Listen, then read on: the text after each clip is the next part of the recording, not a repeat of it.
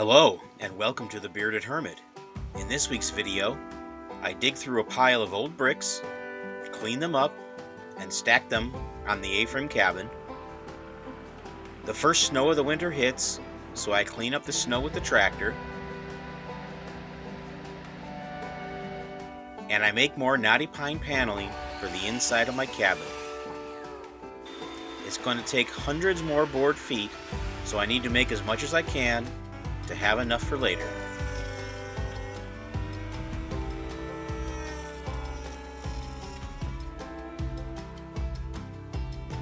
For this batch of rough sawn knotty pine paneling, I'm cutting the 2x6s to make them 4 feet long. This is the paneling that will go between each A-frame truss, and the trusses are 4 foot on center. Shorter lengths are much easier to work with, and each 2x6 is 12 feet long, making 3 4-foot pieces.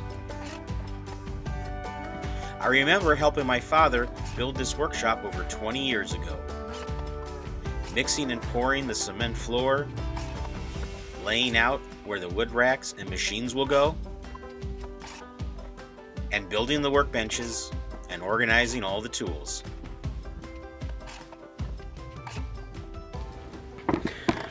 Well, I got this last stack of lumber sawed up. I cut them in 4-foot lengths because the beams that I put up in the A-frame cabin are 4 feet apart on center. So I'm chopping these into 4-foot lengths. And after it's made into paneling, I can cut the final length, maybe cut 6 inches off, and these will fit in between each post going up in the cabin. So that works out dimensionally really well. There'll be very little scrap in this. A couple inches on each piece only. And I got the fire going out here. It's getting nice and warm out here. And of course, I've got Con here. Hey buddy, how you doing, huh? He's just trying to stay warm.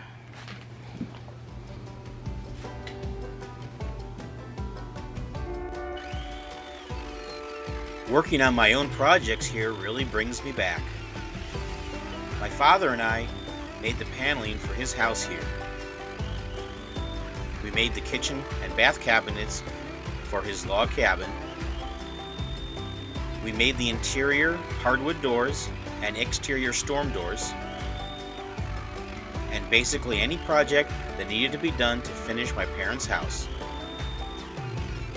I was a young man back then, only 24 to 25 years old, back when I had more hair and it wasn't so gray. The next step is to rip each board down in the middle with the bandsaw.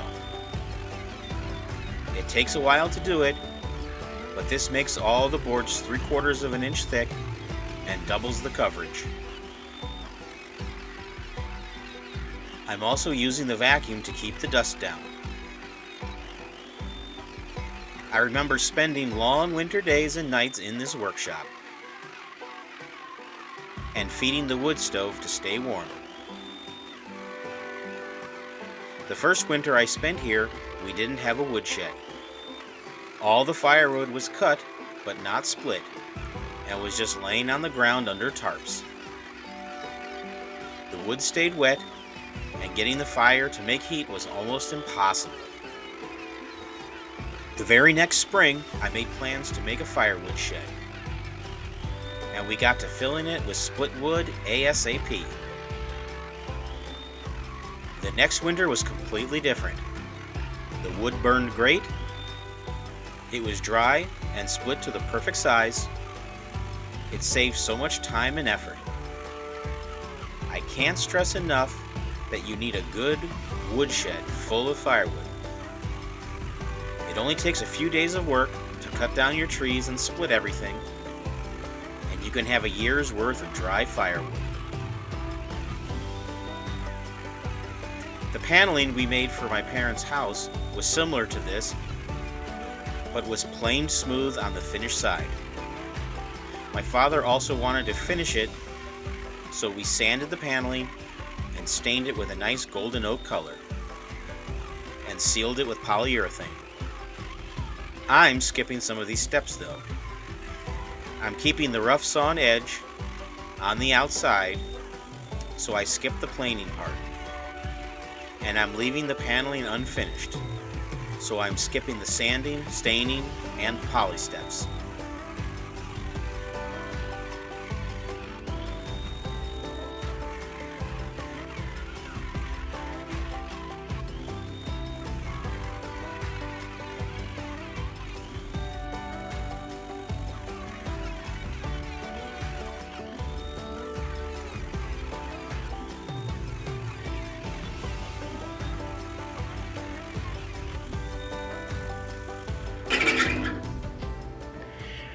And that's it. I got the whole stack of wood here sawed down, cut in half. Makes a nice rough sawn pattern here. You can see the bandsaw cuts going across it, so that makes a really nice looking paneling. And next, going to start over here, and I think I have the groove set up, and start running the groove through. All these tools are great for do-it-yourselfers. They can save you lots of money and help you make some unique looking projects. But you also need lots of space and money to buy and set up all the tools you'll need to do something like this. If I had just one project to do, then the investment really isn't worth it. But if you plan on doing many projects over years, then this is the way to go for sure. I'm saving thousands alone making my own paneling, and in a few months I'll be making all the kitchen cabinets.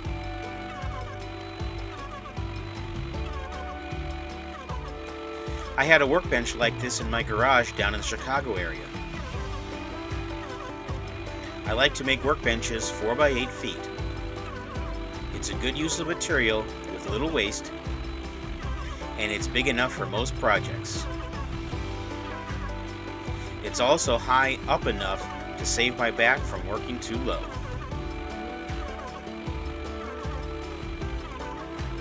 When I moved here in 2024, I had to modify this workbench a little. I added a place on the one end to sit my table saw, so running a 4 by 8 sheet of plywood down the saw becomes easy.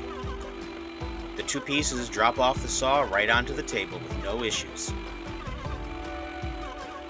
And on this end, I cut a hole and mounted this router upside down.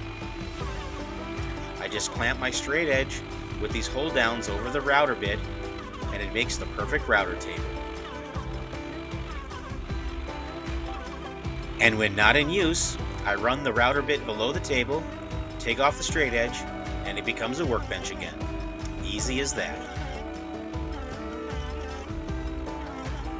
I swap out the groove bit for the tongue bit and get to work. The groove is the easier cut to make. It removes less material, and the vacuum gets clogged less. The cutter that makes the tongue removes twice the material, and the hose gets clogged almost on every board. I'm thinking of getting a new shop vac with a bigger hose, or modifying a hose to fit with the current vacuum system in the shop here. But something has to change. I have too much work to do with this router to have this vacuum hose slow me down.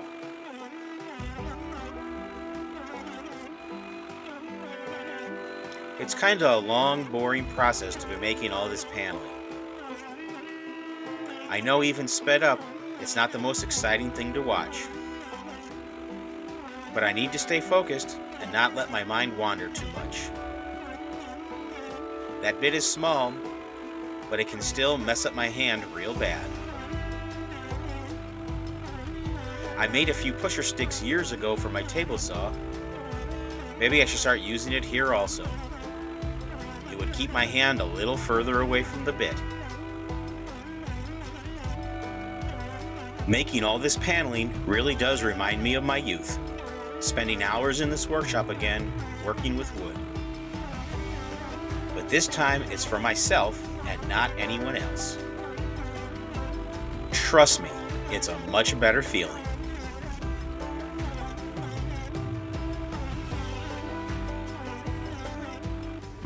Well, finished up that batch of paneling. That's all these stacks here. I did the math, and this whole stack here should be about 25% of what I need to do the inside of the house. So that's a good start. Now I just need to drive it out there, and when I get all the insulating and electrical done, all this paneling will go up. What's up, buddy? How you doing over here? Staying warm by the fire? Oh, you're getting gray like me.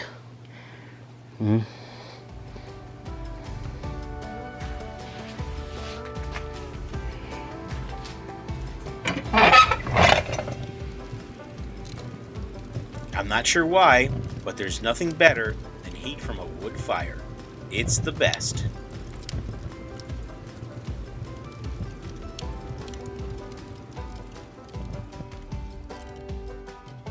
My father had dumped a bunch of bricks left over from a project many years ago. They are partially buried here, and before the ice and snow covers them up, I decided to dig them out and clean them up. They'll make a really nice wall in my kitchen behind the cook stove, making a nice heat shield.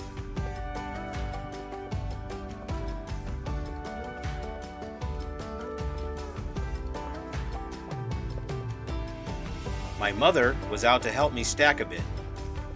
It was just about the last nice fall day before winter. We stacked them up on the trailer, and I drive them back to the cabin.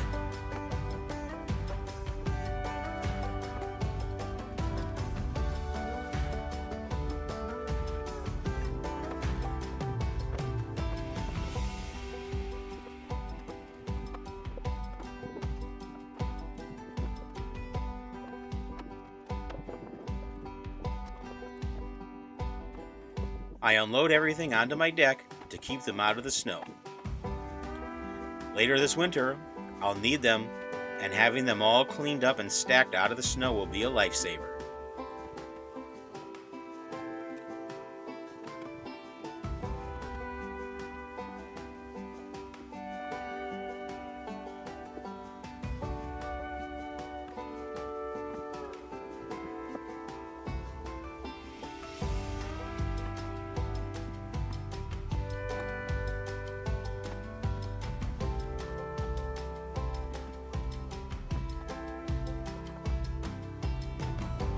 What great timing!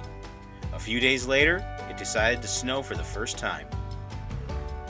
About 5 inches fell, and 2 days later another 3 inches fell. So this is enough to bring out the tractor and plow everything clean. I clean the driveway out to the road first.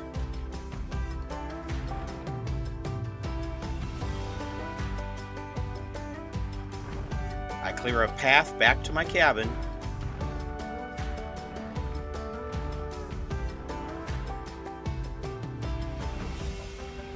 Then come back and get everything done in front of the garage and workshop.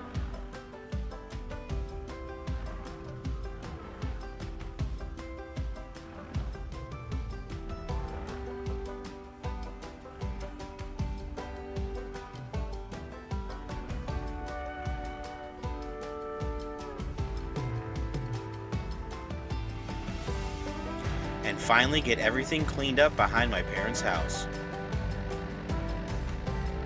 This plow is nice because it works pretty good in reverse. It does a nice job pushing the snow out from this area.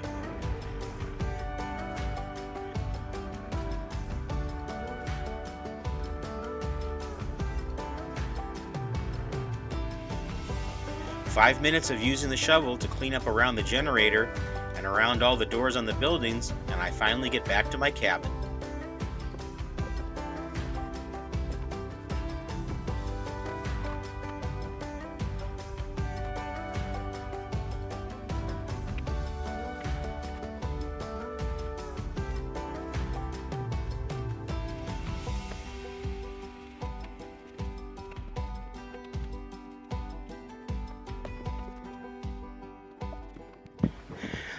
Well, I just finished up sweeping all the snow off my deck here. It is a covered deck, but it faces west, so if the wind's blowing, it'll blow the snow up under here. But it's 8 feet deep. It didn't quite make it to the doors, so that's good.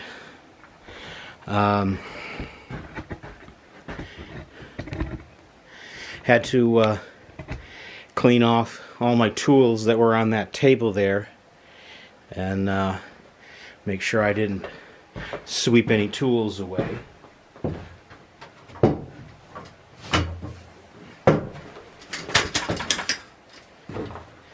But yeah, it's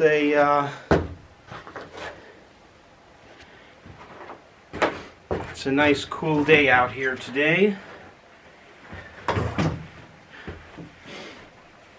Oh, it's nice to just sit here for a minute, take it all in.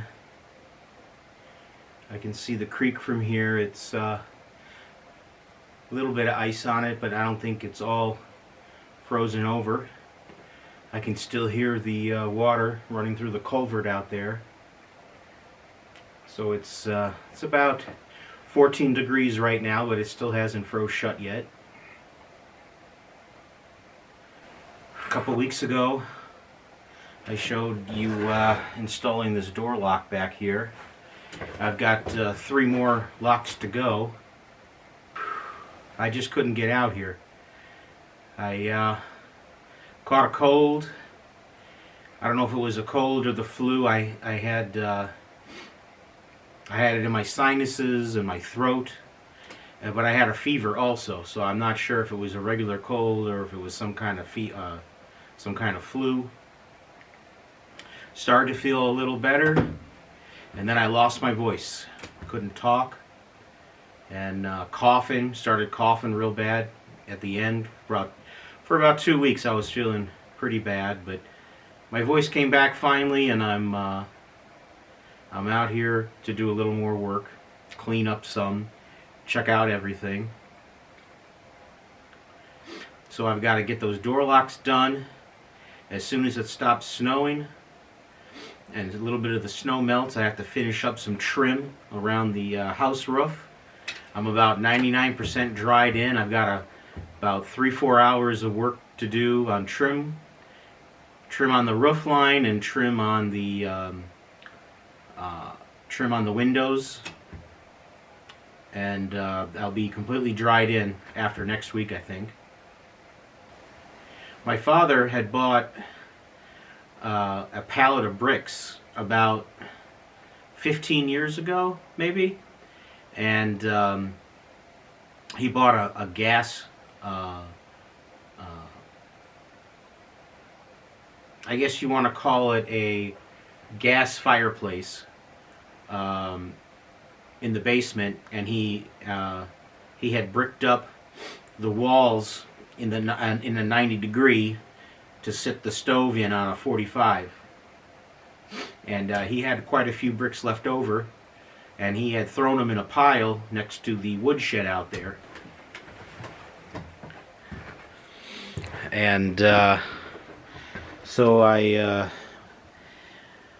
I grabbed them here to get them out of the snow and ice, and they're a little weathered, but they look pretty good. There's only a couple of them broken. So this is what I'm going to do with these, is I'm going to brick up the back wall in the kitchen where the cook stove is going to go, and that'll give a lot of heat protection inside the house. I'll probably put some tile on the floor underneath the stove, but the wall going up will get those bricks.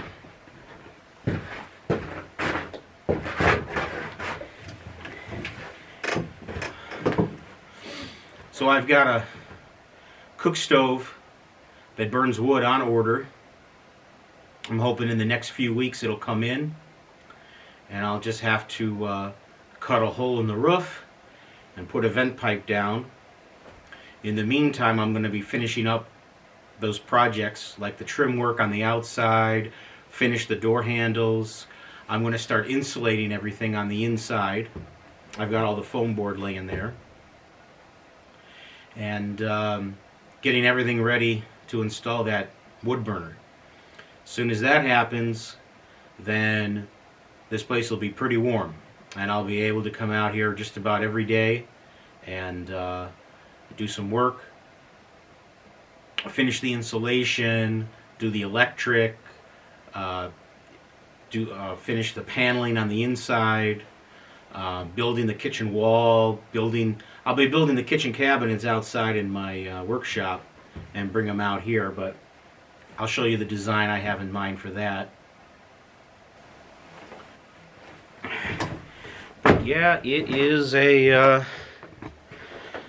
a beautiful winter day here. Everything is covered. I don't know if you can see very well, but the creek is over there. A little bit of water flowing.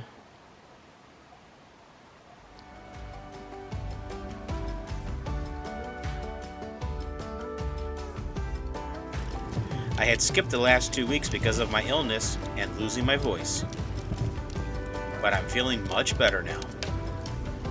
Ready to get back to working on my A-frame cabin. My plans are going full speed ahead to get the inside all done over winter.